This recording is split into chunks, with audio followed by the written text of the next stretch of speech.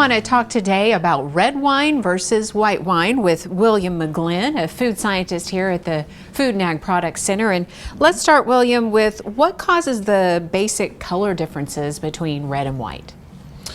Well, that's a great question. A lot of people assume that it's just the color of the grapes. And there are different colored grapes. And a grape that's used to make a red wine typically is darker than a grape that's used to make a white wine. But that's not the main difference. The main difference has to do with the way the wine is made.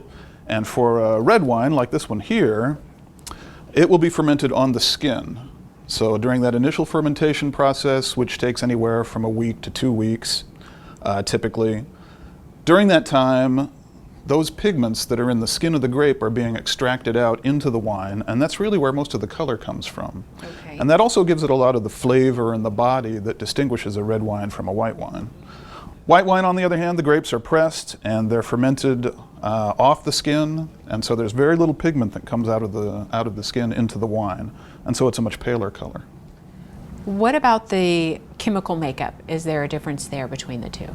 There is a difference, and that's because a lot of those pigments that are extracted from the skin belong to a class of chemicals that are called phenolics, phenolic compounds, and there are many other types of phenolic compounds in the skins and seeds as well. And those are all extracted into the wine, and they undergo a lot of chemical reactions during fermentation and aging. They combine with each other to make long chains, and that really gives the red wine a lot of that heavier mouthfeel, some of that astringency, a lot of the characteristics, sensory characteristics that we associated with red wine. It also gives it a lot of the beneficial health properties. Those are potent antioxidants. And so a lot of the health properties that are associated with red wine actually come from those chemicals as well. You mentioned the sensory of the taste, of the differences of the red wine. Are there other sensory factors as well when you compare reds and whites? There is, and a lot of that comes from the aging process. Red wines are typically aged for anywhere from 12 months to 3 years, whereas white wines are usually ready after about a year or maybe 18 months.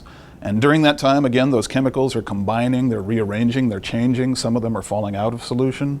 All of that adds to the complexity of the flavor. And that's one of the big reasons why you see such a big difference between different types of reds, is what occurs during that aging process. Interesting.